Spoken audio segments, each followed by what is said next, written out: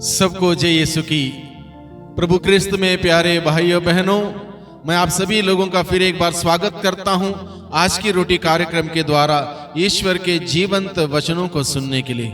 और हम सभी जानते हैं ईश्वर का वचन जो हम सभी सुनते हैं कितना हमें आनंद हमें मिलता है, कितनी आशीष मिलती है, और हम सभी प्रभु के नजदीक आ सकते हैं। अनुग्रहकारी वचन आज के दिन में फिर एक बार हम सभी सुनेंगे।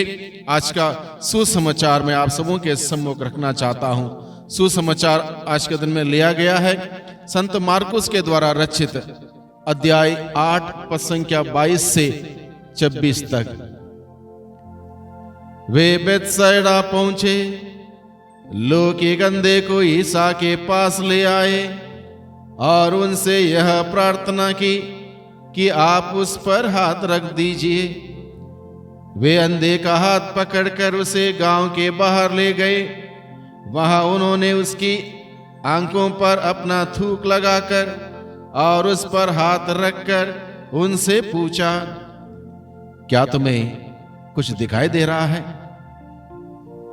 अंधा कुछ कुछ देखने लगा था, इसलिए उसने उत्तर दिया, मैं लोगों को देखता हूं, वे पेड़ों जैसा लगते हैं लेकिन चलते हैं। तब उन्होंने फिर अंधे की आंखों पर हाथ रख दिए और वह अच्छी तरह देखने लगा। वह चंगा हो गया और दूर दूर तक सब कुछ साफ साफ देख सकता था। ईसा ने यह कहते हुए उसे घर भेजा, इस गांव में पैर मत रखना। प्रभु का सुसमाचार। प्रभु क्रिस्त में प्यारे भाइयों बहनों, आज के सुसमाचार में हमने सुना प्रभु यीशु मसीह एक अंधे व्यक्ति को ठीक करते हैं, उसका अंधापन दूर करते हैं, फिर वो देखने लगता है, स्पष्ट रूप से देखने लगता है। ये उदाहरण हमारे सम्मुख प्रभु रखते हैं।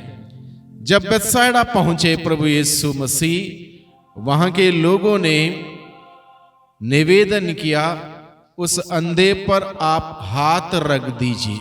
निवेदन था अंधे व्यक्ति पर हाथ रखने के लिए। हो सकता है ये निवेदन विश्वास से किया हुआ निवेदन हो सकता है निवेदन देखते हैं प्रभु क्या कर सकते हैं, ऐसा भी यह निवेदन हो सकता है।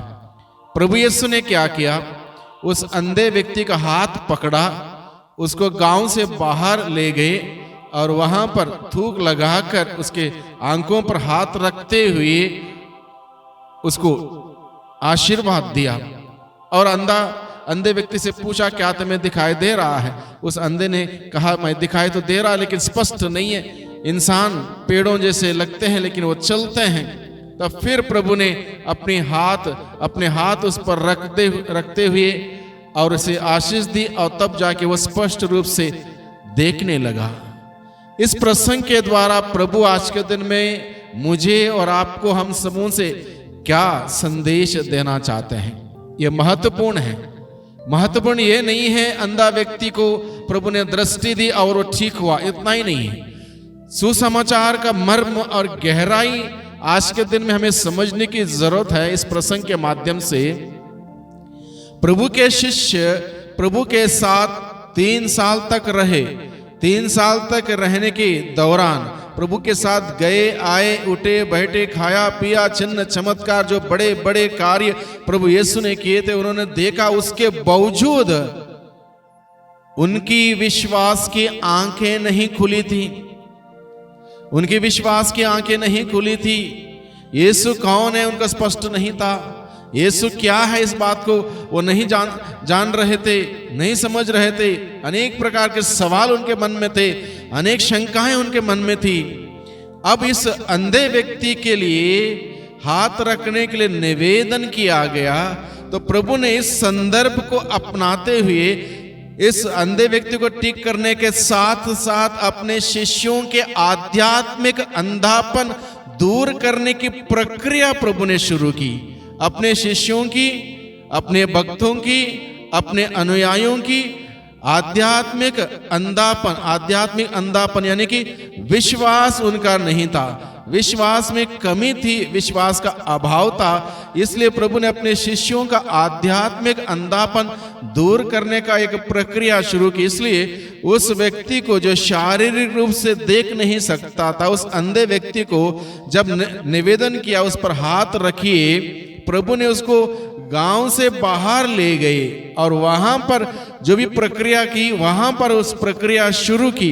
इसलिए प्रभु क्या करते हैं, हम सबों को अविश्वास से, अंधकार से, बुराई से, बुरे सोच से, बुरे विचारों से, बुरे कार्यों से, ऐसे परिवेश से, ऐसे वातावरण से, ऐसे माहौल से बाहर ले चलता है।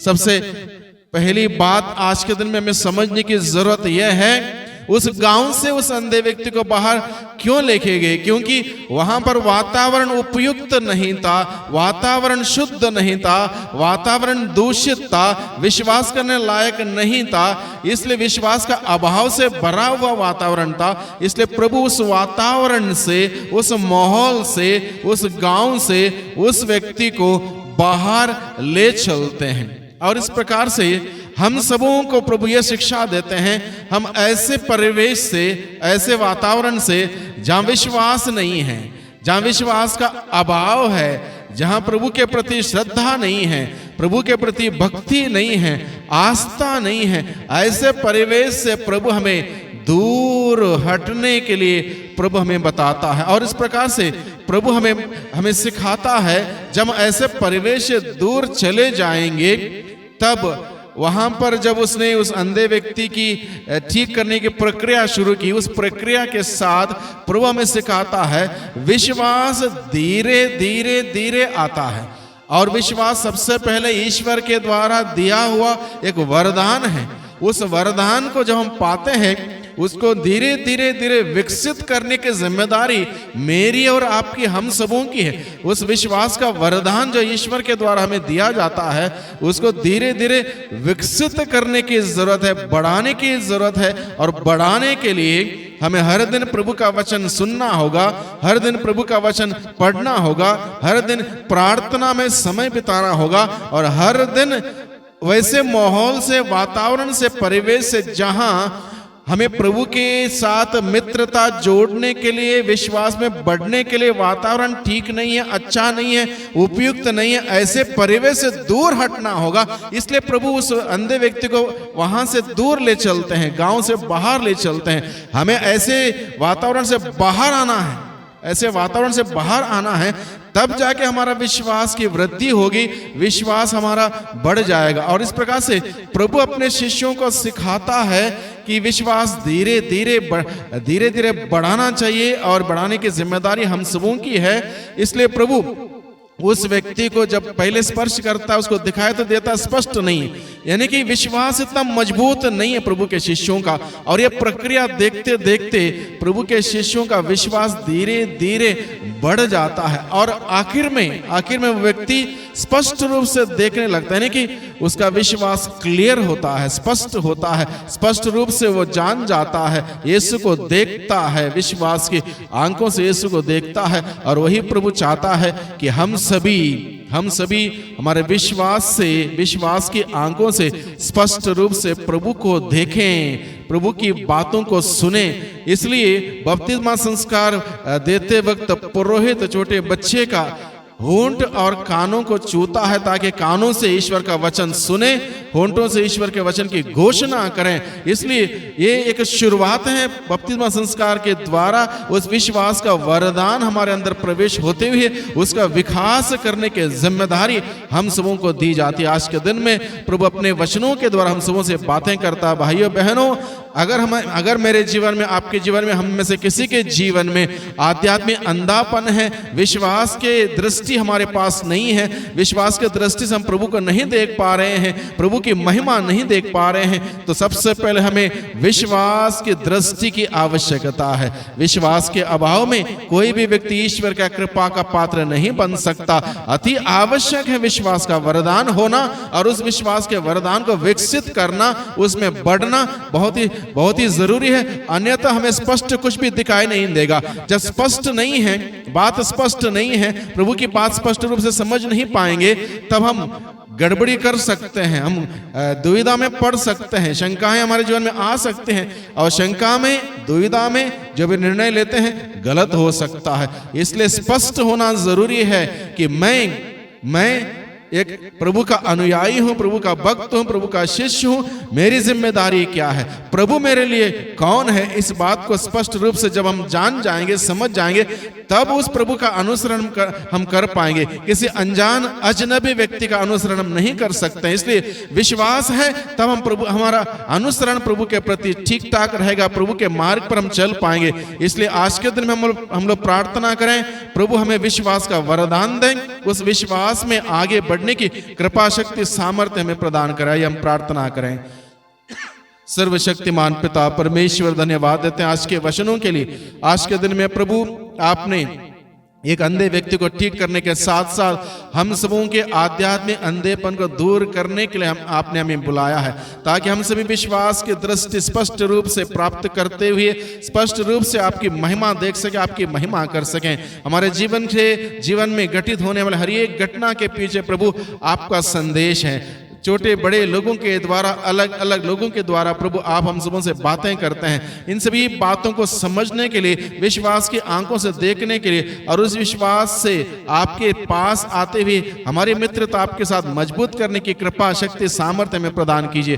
क्योंकि प्रभु विश्वास है तभी जाके हम आपके जीवन को जी पाएंगे, आपके जीवन में आगे बढ़ पाएंगे, और आपकी महिमा अपने जीवन के द्वारा कर पाएंगे। प्रभु हम सबों को सक्षम बनाइए, हमें शक्ति सामर्थ्य प्रदान कीजिए, ताकि प्रभु हम निरंतर विश्वास के द्वारा आपके साथ जुड़े रह सकें। दुआ करते हैं उद्धारकर्ता यीशु मसीह के नाम से, आमीन।